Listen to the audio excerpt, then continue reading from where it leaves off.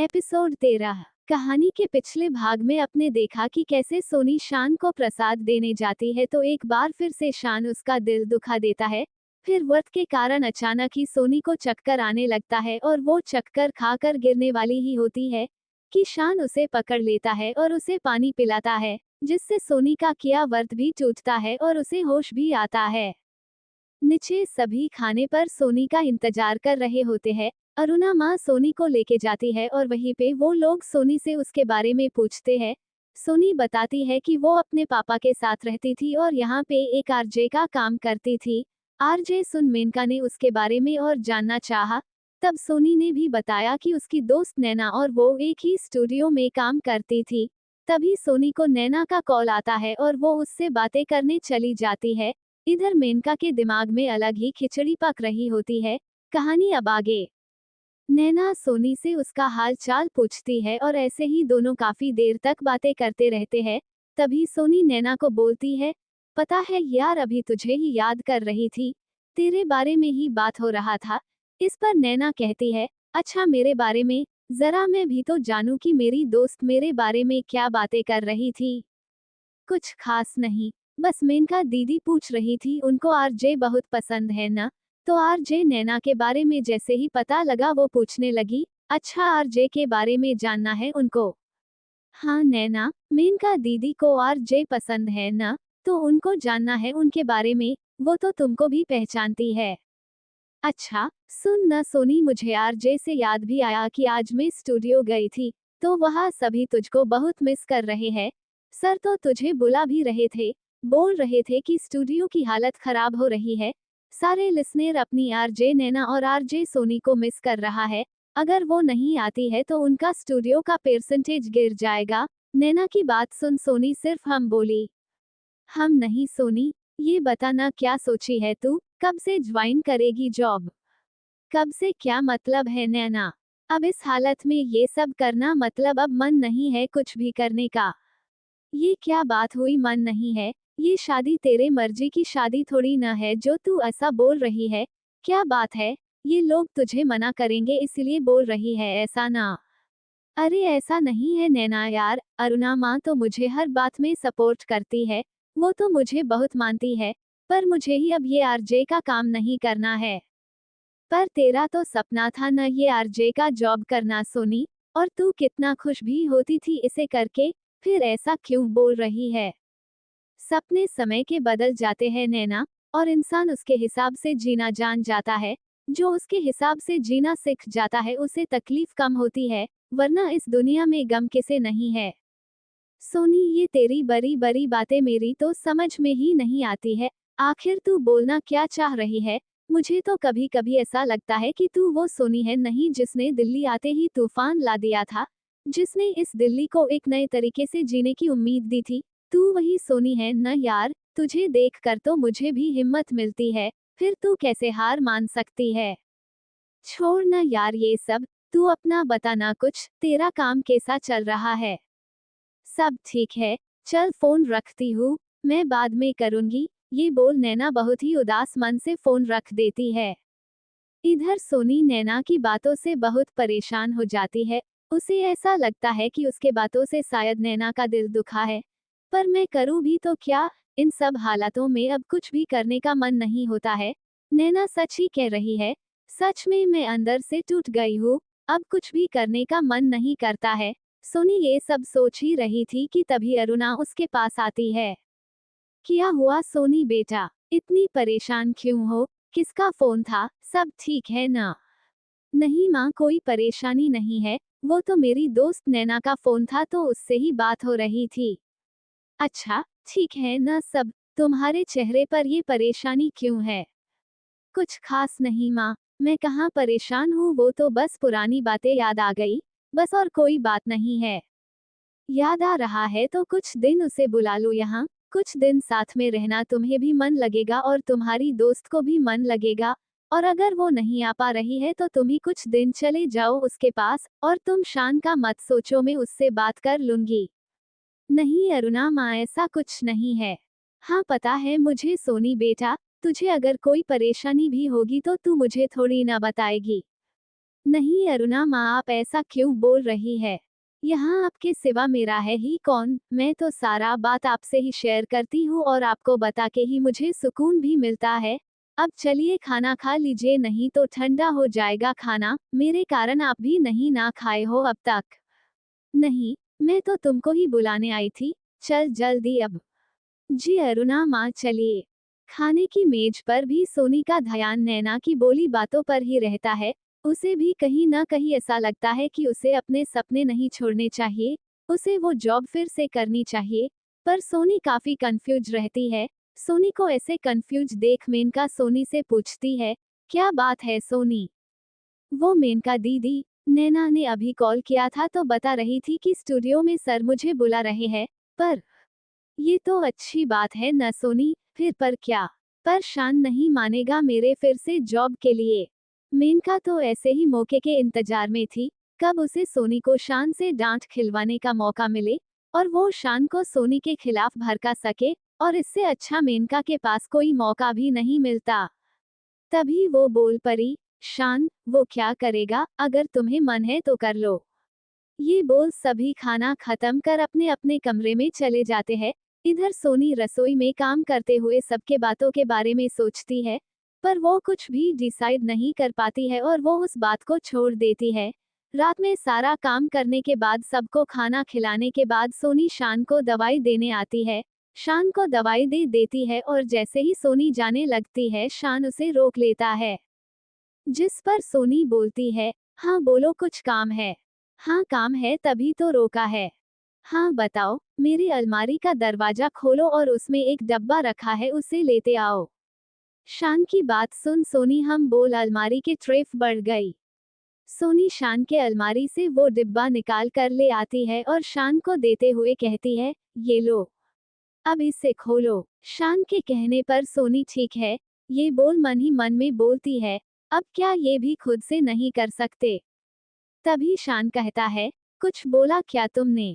नहीं तो। सोनी जैसे ही डब्बे को खोलती है उसमें से एक फोन मिलता है जिसे बाहर निकाल कर सोनी शान को देते हुए बोलती है, ये लो इसमें तो फोन है, पर किसका है ये? तुम्हारे पास तो पहले से ही है, किसी को देना है क्या?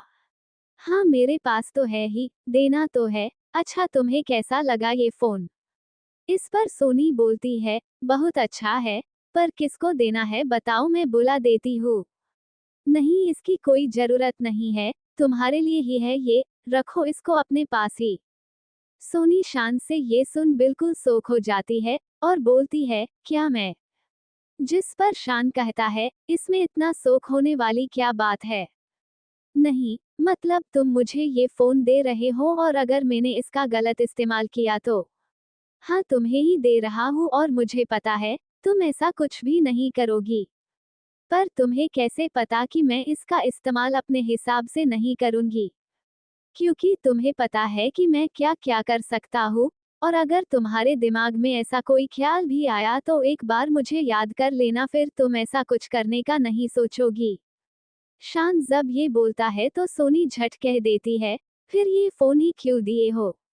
वो इसलिए, क्योंकि कल नैना ने मेरे फोन पर तुम्हारे लिए फोन किया था, शायद उसे कोई जरूरी काम था, पर मेरे फोन पर कोई और कॉल करे मुझे पसंद नहीं है, इसीलिए मैंने तुम्हारे लिए ये फोन ला दिया है, अब तुम उससे बात कर सकती हो। पर हाँ एक बात हमेशा याद रखना, तुम्हारे हर चाल पर मेरी नजर रहती है, इसीलिए कुछ करने से पहले मुझे जरूर याद कर लेना। अब ये फोन खुद के पास रखो और जाओ। सोनी शांति से वहां से चली जाती है। अपने कमरे में आके सोनी हाथ में फोन लिए सोचती है, ये शान आज इतना बदल कैसे गया? उसने और मुझे फोन दे दी, पर कैसे? कहीं इसमें भी उसकी कोई चाल तो नहीं है? हाँ हाँ जरूर शान के दिमाग में कुछ चल रहा है, नहीं तो वो मुझे ये फोन क्यों देता भला? तभी फोन की घंटी बजती है जिससे सोनी का सोच टूटता है, और वो यूं अचानक से फोन बजने पर डर जाती है। पर वो खुद को संभालते हुए और फोन को संभालते हुए देखती है कि आखिर किसका फोन आ रहा है। फिर वो फोन उठाती है तो उधर से नैना बोलती है, हेलो सोनी। सोनी नैना की आवाज सुन सोच में पड़ जाती है। नैना तुम्हें कैसे पता कि ये फोन मेरे पास है? वो शान ने बोला था कि सोनी को फोन दे दिया है, उसी पे बात कर लो। क्या शान ने? हाँ। पर तुझे क्या हुआ? तू इतनी अजीब तरह से क्यों पूछ रही है? पता नहीं यार नैना, पर मुझे समझ नहीं आता है कि वो ऐसा क्यों कर रहा है। वो यहाँ मुझे गुलाम बना के रखना चाहता है, फिर ये फोन क्यों दिया है? अगर मैं इसका इस्तेमाल खुद को आजाद करने में करूँ तो? नहीं नहीं, जरूर उसके दिमाग में कुछ चल रहा होगा तभी उसने ये फोन दिया है। नहीं यार सोनी, तू कुछ ज्यादा ही सोच रही है, ऐसा कुछ भी नहीं है। इतना मत सोच। वो तो बस हम बार बार उसके फोन पे कॉल कर रहे थे तो शान ने बोला सोनी को दूसरा फोन दे देता हो, उसी पर बात कर लेना। पता नहीं यार। खैर ये छोड़ और बता, क्या बात है? वही जॉब के बारे में आज तुझे सुबह बताया था ना, तो क्या सोची है? नैना की बात सुन सोनी बिल्कुल चुप सी रहती है। मतलब अभी तक कुछ नहीं सोचा है तूने? कोई नहीं, आराम से सोच कर फैसला ले।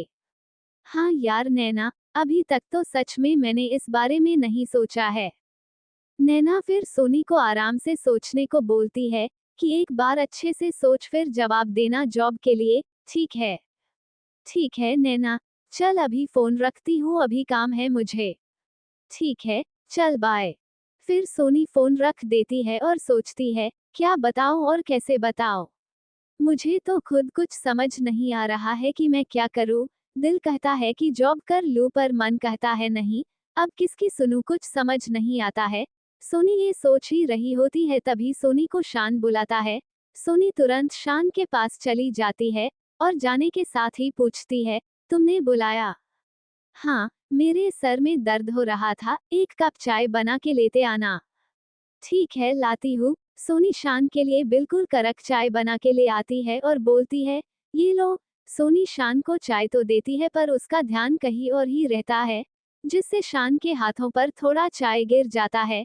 शान दर्द से चिल्लाता है, ओह सॉरी सॉरी, वो गलती से गिर गया, मैं अभी साफ कर देती हूँ। सोनी इतना बोल जल्दी जल्दी उस गिरे चाय को पोंछने लगती है। तभी शान थोड़ा गंभीर हो बोलता है, ध्यान कहाँ है तुम्हारा सोनी? सुबह से देख रहा हूँ कहीं खोई खोई सी हो, क्या बात है? कुछ नहीं, मैं अभी आती हूँ, एंटीसेप्टिक लेके वो तुम्हारे हाथ में लगा दूंगी तो तुम बिल्कुल सही हो जाओगे। अभी आती हूँ लेके। ये बोल सोनी दवाई लाने चली जाती है। सोनी का फोन गलती से वही छूट जाता है जिस पर सोनी के जाते ही कॉल आने लगता है। शान कॉल रिसीव कर लेता है, उधर से कोई बोलता है, हेलो सोनी, मुझे तुम्हारा ये नंबर बहुत मुश्किल से मिला है। तभी शान बोलता है, हेलो कौन बोल रहा है? इतने में ही कॉल कट जाता है। शान फिर से कॉल करने का सोचता है, पर फोन नहीं लगता है। इतने में सोनी आ जाती है क्रीम लेके, शान तुरंत वो फोन रख देता है। सोनी शान के हाथों में क्रीम लगा देती है और चाय की प्याली शान को दे वहां से चली जाती है। इधर शान सोचने लगता है कि आखिर कौन था जिसने मेरी आवाज सुन फोन रख दिया और वो सोनी से बात करना चाहता था। कहीं मैंने सोनी को फोन देके कोई गलती तो नहीं कर दी। पता करना होगा आखिर बात क्या है। अगले दिन सोनी किसी से फोन पर बात कर रही होती है और बोलने रही होती है, मैं नहीं कर पाऊंगी ये, मुझसे नहीं हो पाएगा अब। पीछे खड़ा शान ये सुन रहा था। चूंकि शान काफी दूर खड़ा होता है तो उसे कुछ साफ सुनाई नहीं देता है। जैसे ही वो सोनी के पास आके उसकी बात सुनने की कोशिश करता है, पर जैसे ही सोनी शान को अपने पीछे आते देखती है वो तुरंत फोन रख देती है और पीछे घूम शान को देख कर कहती है, तुम यहाँ? हाँ मैं यहाँ पर क्यों नहीं आ सकता? मेरा घर है, मैं कहीं भी जा सकता हूँ। हाँ जा सकते हो। मैं ये कहाँ कहा, मैंने तो बस पूछा। कुछ काम था तो मुझे बोल देते, तुम क्यों उठे? तुमको तो आराम करना चाहिए ना अभी। शान मन में ही सोचता है, हाँ हाँ तब न तुम आराम से बात कर पाती, मैं तो डिस्टर्ब कर रहा हूँ ना। पर वो सोनी को कुछ नहीं बोलता, बस पूछता है, क्यों, क्या हुआ? मेरे यहाँ आने से तुम्हें कोई दिक्कत है क्या? अरे नहीं, मुझे क्या दिक्कत होगी? ये बोल सोनी वहां से जाने लगती है और जाते जाते मन में सोचती है, ये क्या हो गया इसे? बहुत ही रुड तरीके से बोल रहा है। मतलब पता ही नहीं चलता है इसके मूड का। कभी एकदम नॉर्मल रहता है तो कभी कभी तो इतना गुस्सा जैसे क्या हो गया हो। खैर छोड़ो, मुझे क्या, ये सोच सोनी चली जाती है। इधर शान बोलता है, इसके दिमाग में जरूर कुछ चल रहा है तभी ये तुरंत यहाँ से चली गई। शान को फिर अमित का कॉल आ जाता है तो वो फिर उसी के साथ बात करने लगता है। शान अमित से पूछता है कि पता लगा किसने मेरे गाड़ी का एक्सीडेंट किया था। जिस पर अमित बोलता है, नहीं भैया जी अभी तक तो नहीं पता लगा है, पर आप फिक्र मत करो, मैं पता लगा लूंगा। अभी एक आदमी मिला है जिसने एक आदमी को देखा था जहां आपका एक्सीडेंट हुआ वहां पे, जल्द ही पता लग जाएगा, आप ज्यादा टेंशन मत लो। शान पहले से ही सोनी के बातों को लेके गुस्से में रहता है और अमित की ये बात सुन उस पर गुस्सा जाता है और जोर से बोलता है, क्या कर रहे हो तुम लोग? एक आदमी तुम लोगों से नहीं ढूंढा जा रहा है, कर क्या रहे हो? एक बार मैं ठीक हो जाऊं, फिर खुद ही ढूंढ लूंगा मैं, रहने दो तुम लोग, कुछ नहीं होने वाला तुम लोगों से। शान का ऐसा गुस्सा देख अमित भी डर जाता है और बड़ी शांति से कहता है, क्या हुआ भैया जी, आप इतने गुस्सा क्यों है? हम ढूंढ लेंगे, बस कुछ टाइम और दे दीजिए। हाँ ठीक है, जो करना है करो, पर जल्दी से उसे ढूंढ के निकालो। ये बोल शान फोन रख देता है। अमित भी वहां सोचते रहता है कि भैया जी को क्या हो गया है, आज तो बहुत गुस्सा थे। इतना गुस्सा तो आज तक कभी नहीं देखे थे। पता नहीं भैया जी आज इतना गुस्सा में क्यों थे। अब जल्दी ही ढूंढना होगा उसे, नहीं तो भैया जी हमें छोड़ेंगे नहीं। इधर शान अमित से फोन पर बात करते करते अपने कमरे में चले जाता है और वहां अपने फोन को जोर से बेड पर पटक देता है और सर को पकड़ लेता है। सोनी शान के सर पकड़ने पर उसे देख लेती है और उसके पास आके कहती है, क्या हुआ, सर दर्द कर रहा है तुम्हारा? इस पर शान चिड़चिड़े भाव के साथ कहता है, तुम यहाँ पर क्यों आई? मैं तुमको बुलाया था क्या? नहीं तुमने नहीं बुलाया था, वो तो मैंने तुम्हारा सर पकड़े देखा तो बस पूछने आ गई। कोई जरूरत नहीं है मेरी इतनी फिक्र करने का, जाओ जो कर रही थी वो करने। एक बात और, आइंदा से मेरे कमरे में बिना नॉक किए मत आना, वरना मुझसे बुरा कोई नहीं होगा। पर मैं तो बस तुम्हारा हेल्प करना चाह रही थी। बोला ना तुम्हें कोई जरूरत नहीं है तुम्हारी हेल्प की, और अब जाओ यहाँ से, मुझे अकेला रहना है। सोनी कुछ देर वही खड़ी रहती है। सोनी को यूं आगे खड़ा देख शान का गुस्सा और सातवें आसमान पर चला जाता है और वो सोनी का हाथ जोर से पकड़ गेट के बाहर कर देता है और दरवाजा बंद कर देता है। सोनी को यूं अचानक से दरवाजे के बाहर करने पर वो गिरते गिरते बच जाती है, पर उसके हाथ में एक कील चुभ जाती है, जिससे सोनी को काफी दर्द होता है और खून भी जाने लगता है। सोनी अपना हाथ पकड़े बोलती है, आखिर हो क्या गया है इसे अचानक? सुबह तक तो ठीक ही था, पता नहीं इसे शाम से क्या हो गया है। लगता है कोई बहुत बड़ी बात है जो इसको परेशान कर रही है, पर बताएगा तो ना। सोनी फिर अपने कमरे में आ जाती है और अपने हाथ पर क्रीम लगा लेती है, चूंकि उसे काफी दर्द हो रहा होता है, पर फिर भी वो काम करने रसोई में चली जाती है। रात को जब सब खाना खाने नीचे जमा होते हैं तो शान नहीं आता है, जो देख अरुणा सोनी को बोलती है कि वो शान को बुला के लेते आए। सोनी जाना तो नहीं चाहती है क्योंकि शान ने उसे डांटा था, पर अरुणा माँ के बोलने पर वो मना भी नहीं कर सकती थी, नहीं तो अरुणा माँ सोनी से पूछने लगती। इसीलिए सोनी खुद ही चली जाती है, पर शान के कमरे के बाहर आकर सोचती है, क्या करूँ, जाओ या नहीं अंदर? चली जाती हूँ। ये सोच सोनी शान के कमरे का दरवाजा खटखटाती है और बोलती है, नीचे अरुण माँ बुला रही है खाने के लिए, सभी इंतजार भी कर रहे हैं तुम्हारा। पर सोनी के बोलने पर भी अंदर से कोई रिप्लाई नहीं आता है। सोनी एक बार फिर से बोलती है, शान अरुणा माँ नीचे बुला रही है खाने के लिए, फिर भी अंदर से कोई भी जवाब नहीं आता है। कुछ देर इंतजार करने पर शान अचानक से दरवाजा खोलता है, जिससे सोनी डर जाती है, फिर हिम्मत करके बोलती है, वो अरुणा माँ नीचे खाने को बुला रही थी तुम्हें। शान सोनी को कुछ बोले बिना ही नीचे चले जाता है और खाने की टेबल पर बैठ खाना खाने लगता है।